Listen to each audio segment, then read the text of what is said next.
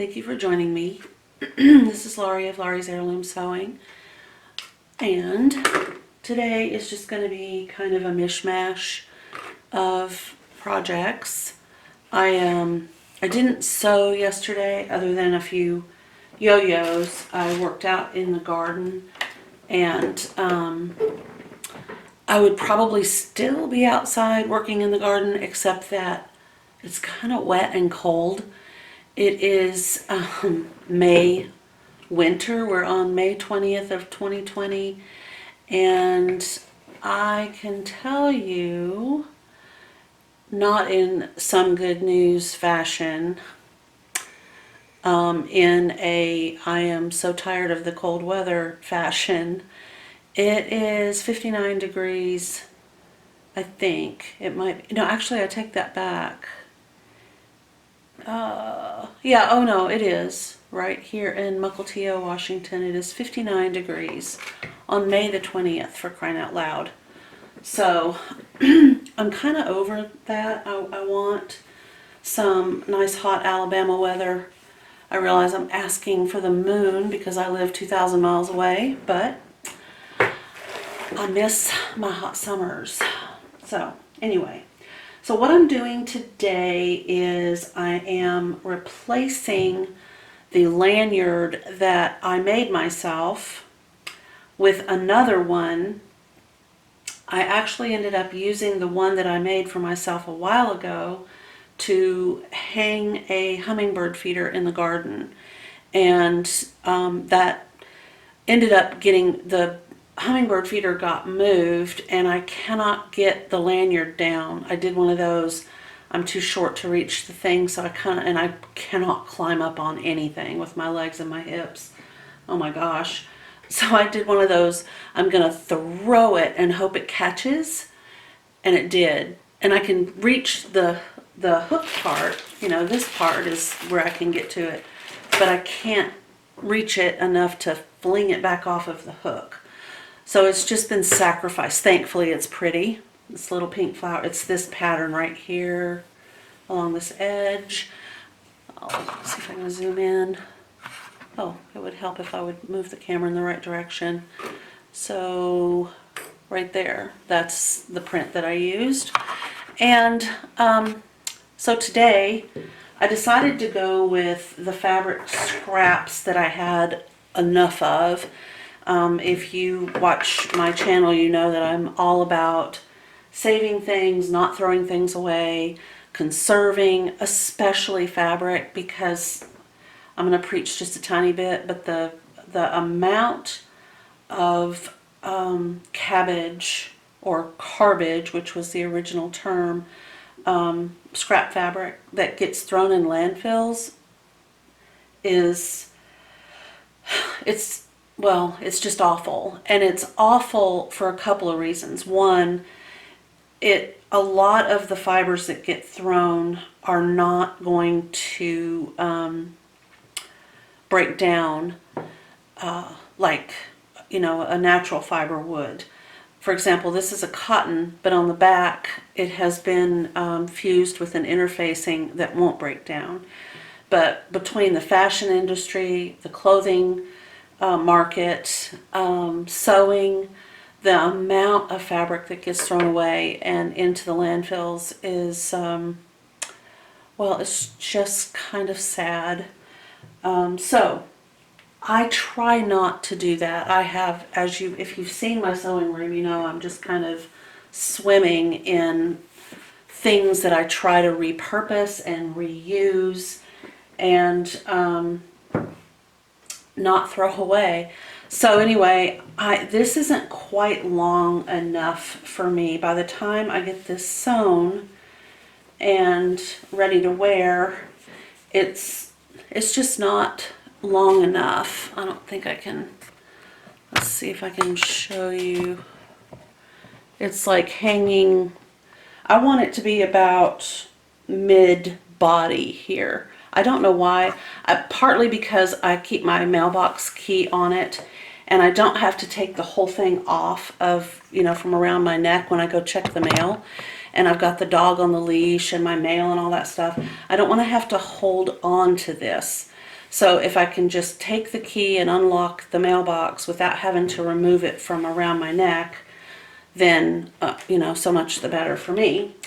And then I can hang it up on like the doorknob to the sewing room or whatever, and I don't have trouble locating it again. So in order to make this piece of fabric long enough, I thought about just adding, I have these little squares, and obviously there's one right there that matches this, but I thought rather than have a matchy-matchy piece of fabric sewn on, it might be cute to have sort of a different piece of fabric on each end to lengthen this to the appropriate length, and that way it won't look like I accidentally cut it too short.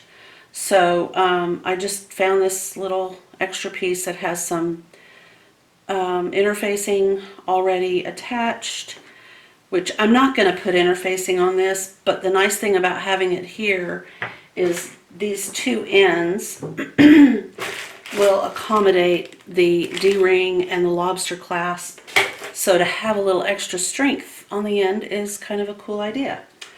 That worked out. I am so sorry. I wish I could not be coughing, but apparently that's the way the day is going to go for me. So basically I'm just going to line these up, raw edges aligned and right sides of the fabric together like that. My machine is on. I've got it on, basically it's the default settings when I just turn the machine on. Today I'm going to use this overlock stitch. It's not a true overlock because my sewing machine obviously can't cut the extra fabric, but it is a sewing machine overlock stitch. So that's what I'm going to use to sew these with. I'm going to put my machine in needle down. I'm not going to change the stitch length or width, and before, and then on the next one I will. Okay. Oh, I forgot to switch it. That would be helpful. Okay, so I need to back up. All right, here we go.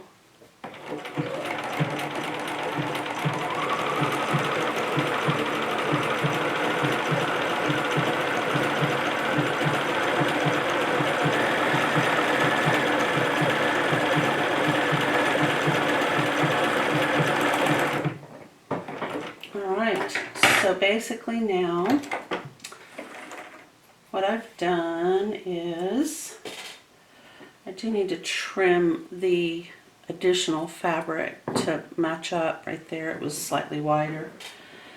But let's see if I can get this to focus. Probably if I back up a little bit. I don't know if you can see. This little overlock stitch that's nice and strong. And I don't feel like I need to trim the seam allowance. All right, so I will do the same thing. I just need to cut this in half, which I probably should have done before I attached. Okay. I'm going to finger press it and then just cut along the fold. My hands are just thrashed from working in the garden yesterday. I mean, absolutely thrashed. I wore gloves all day long, and somehow the mulch I'm applying to my garden managed to leach through the gloves and just get all up under my fingernails. My fingers are dry. I mean, I don't mind. I'm not particularly unhappy about the fact that I worked out in the garden and got my hands dirty, but I'm surprised that it got through the gloves. That was a little shocking. Extra fabric. to, yes, I feel much happier with the added length on the end.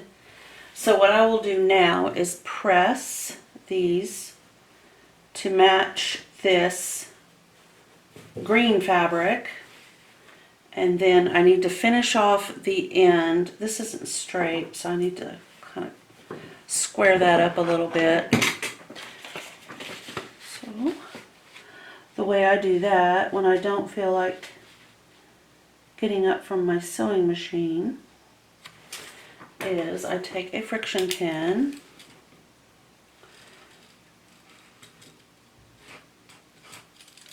that I paid for, non-sponsored, and I just draw a line and then cut along that line with some super sharp scissors, and that squared it up for me. So I'm going to go press these in to match the pressing that I did on the green fabric, and then I'm also going to do a roll and whip edge on the ends, and then all I'll have to do is just fold them in just a little bit so I don't lose a whole lot of length on that. I may end up splicing and adding some more length. I'm okay with this, but not 100%. So I do think I'm going to cut this in half and add a bridge in the middle. So when I come back, we'll have that done. I'm basically going to do the same thing that I did here on the ends. I'm going to bridge it probably about 4 inches, and then we'll be ready to attach the hardware, and then we'll move on to the next project.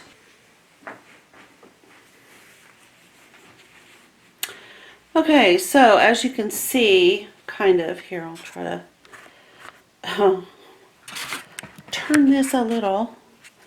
So this is now, you know, mid body for the Bernina 1080, and I do a whole lot of finagling with my stitch length and width. I'm going to leave this number 1 foot on my sewing machine, and I'm just going to drop my stitch length down slightly, put it in a zigzag stitching mode with the needle down. I'm going to drop from a 2, which is the default stitch length, down to about 0.5, and I have found I think I haven't had any differences through any sewing machine, and I've done this on a couple of different Brother sewing machines, a FAF or FOF, however you prefer to say it. This Bernina, an old Singer, back when Singer was actually Singer. It was one of the first Singer computerized sewing machines made before it got sold out to, I want to say Mattel. I think Mattel, not 100% sure about that either.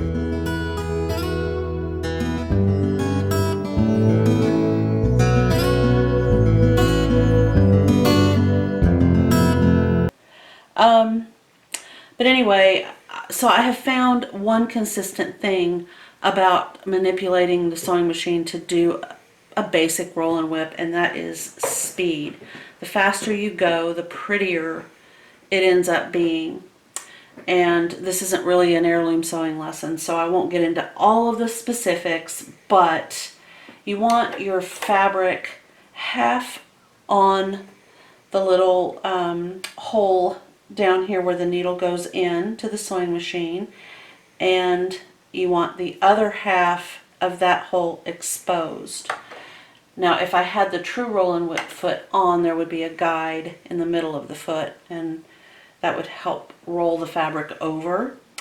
But if you go fast enough, if you're able to control that, and I should be able to because I have a nice piece of stabilizer ironed onto this little piece of fabric here. it will go ahead and roll it. It'll roll the end of this fabric over and stitch it down and continue all the way down so that you have that really pretty little finish called a roll and whip.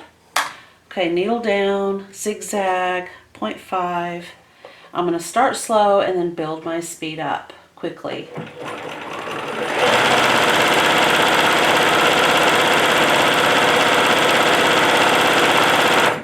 Okay, and I got the exact result that I was hoping for.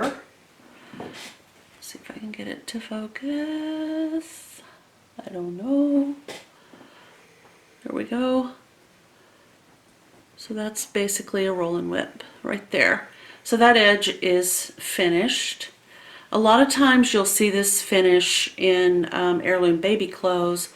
You can also see this finish in a lot of garments, like along the bottom of a wedding gown, or the bottom of a cotton slip will have that beautiful stitch. My grandmother, the one who made my christening gown, did all of the inside and finished seams with a hand roll and whip. None of the stitches on that christening gown were done on a sewing machine. Every bit of it was done by hand. I'm very, very pleased and happy that I've been able to keep it. There was a fire where most of my baby stuff was destroyed, but that christening gown somehow survived.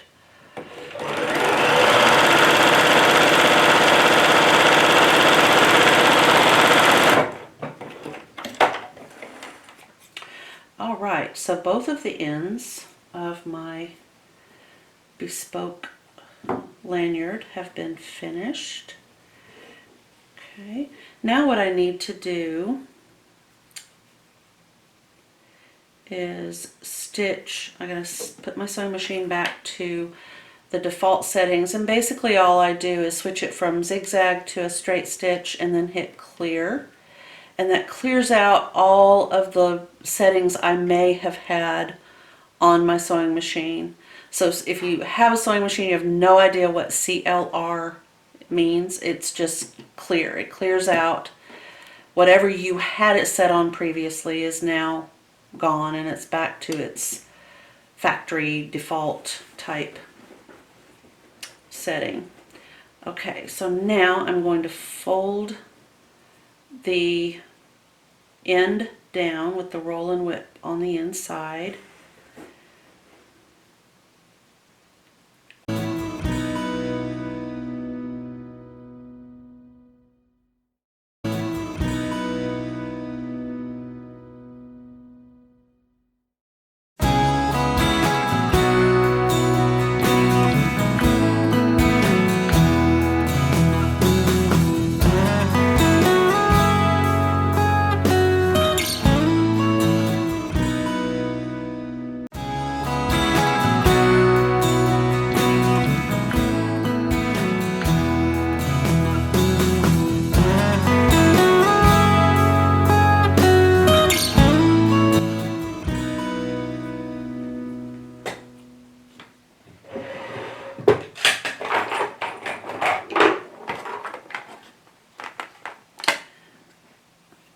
Same weight. Alright, now on my machine I drop the feed dogs, and then I lift off the throat plate and check it, make sure it's not damaged, and it does have some lint, so I don't want to have to ask for help. There we go. Maybe that's, yeah, okay. Success. It's okay, buddy. It won't get you. Bama doesn't like loud noises. He was, if you don't know, he was found, when I was visiting my sister a few years ago, he was found in the woods as a 6-week-old puppy. Look at me telling you not to get too close, and here I am just right in there. Okay. So about the time the can starts to freeze your hand is when I stop doing that. And I use my trusty paintbrush that I don't use for anything else. I don't paint with it. Nothing else ever, just to get lint out. Oh, I forgot to. All right, Bam. I have to do this one too, sweetie. I'm sorry. It's okay. I'm done. Anyway, he was abandoned by someone. We don't know if he was part of a litter that was abandoned clockwise, or if he was all by himself. But you have to ask yourself, why would one 6-week-old puppy be out in the middle of nowhere?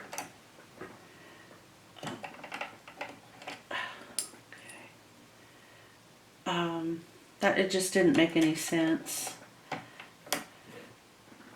I try not to think bad things about people, but you know, I mean, it could be that it was a stray and that mama had gone off to get food or something, but I mean, he was just barely, you know, barely had his eyes open. Either other dogs, the guy that found him wasn't sure if it was other dogs, stray dogs, wild dogs, coyote and a dog. You know, I'm not really sure. I don't really remember. All I know is I fell in love with him, and I brought him all the way back to Washington State.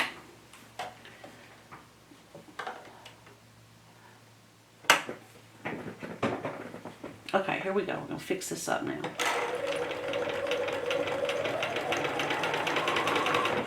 Make sure everything's going. Yep. I'm going to go slow over this little extra bunch of fabric.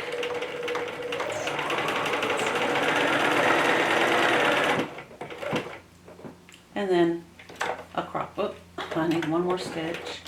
There we go. And then across the bottom. Okay. So we basically have the lanyard part made. I think it turned out really cute. I like that little extra piece of fabric in the middle there. It fits perfectly. In fact, it's a little bit better than the original that I'm replacing. Okay. So the way this works is you take, if you've not done one before, and there may be better hardware to use, this just happens to be what I have and I'm going to use it. I mean, it works fine for me.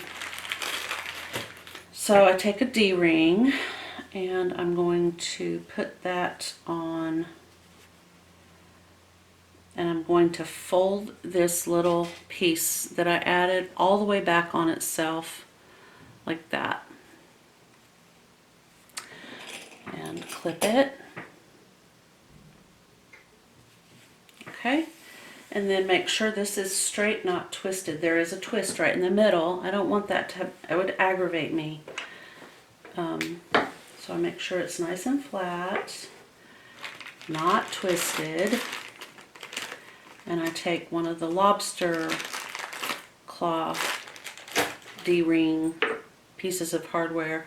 Now, the interesting thing about these is they spin freely. They can drive you crazy. If I were going to review these, which I should have done way a long time ago when I bought them, I don't like them very much. Fold this end the same way. So just push this through and then fold it down on top of itself like that.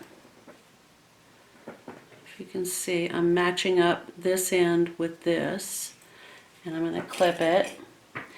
And before I sew, I'm going to make sure everything is exactly the way I want it, which it is. Oh, I think. I don't know why that keeps wanting to twist. Okay, that's that way, that's that way. Okay. So the only thing you really have to be aware of is that you've got a metal piece in here. If the needle touches it, the needle is toast. And it could really hurt your sewing machine. It could also really hurt you. I mean, if a piece of that needle flew up and hit you in the eye, I'd hate to think.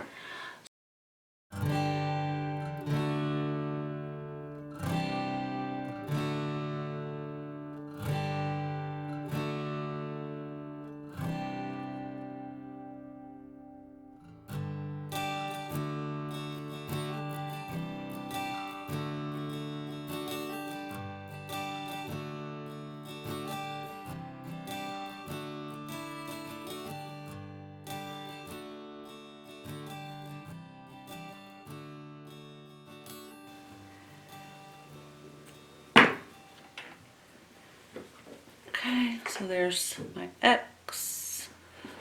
Not sure if you can see, maybe at an angle. There we go. Ish. Okay. That little fray right there is one of the dots. This is dotted Swiss fabric. Okay, now I'm going to do the exact same thing on the claspy end. Draw my line. And the thing is, you really don't have to have a super deep X. It doesn't have to be huge. It's going to hold. So if you can't get super close to the D-ring, I mean, it might slip and slide a little bit, but, you know, unless that's a huge concern, and in this case for me it's not, it's going to be, you know, hanging this way with keys on it, so I don't think it's going to be slipping and sliding too much. And I don't wear it around, you know, as an accessory. I just, when I take the dog for a walk, I go up to the mailbox, get my mail, and then I'm basically done, and I just come home and take it off from around my neck and hang it on a doorknob or put it on my dresser. Okay. Ooh. Am I that close? No. Okay. See, I was in reverse. I didn't check.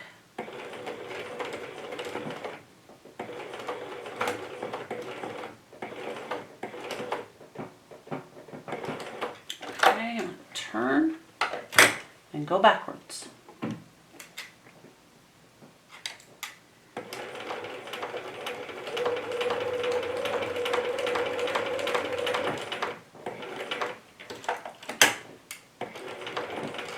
Backwards.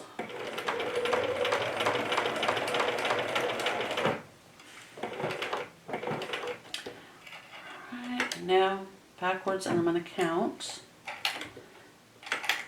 I will not go more than 5, and then I'll start checking. So 1, 2, 3, 4, 5.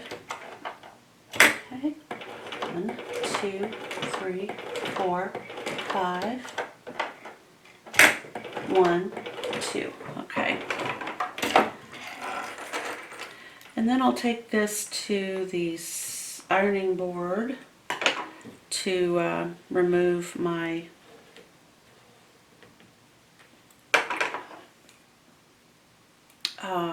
friction ink.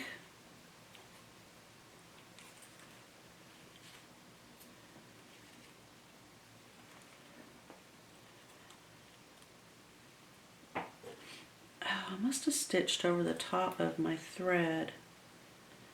Okay, there we go. Right, and there's that X.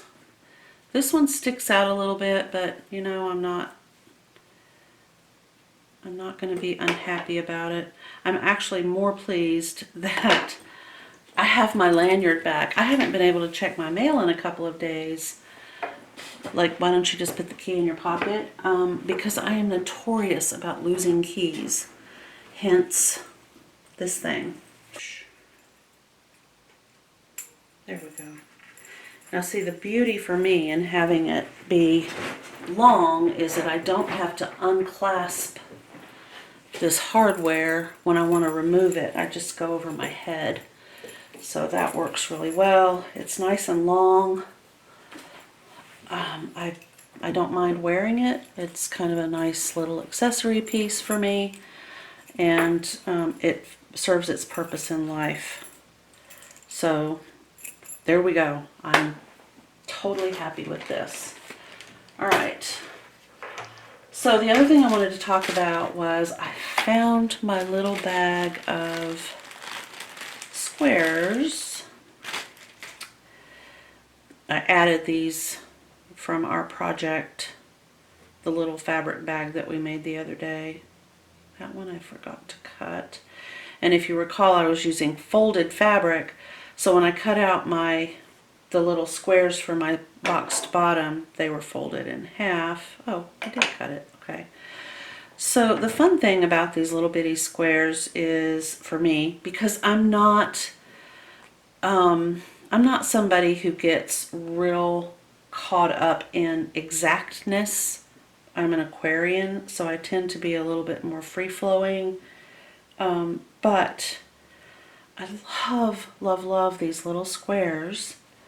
A quilter would probably be, I don't know, upset with me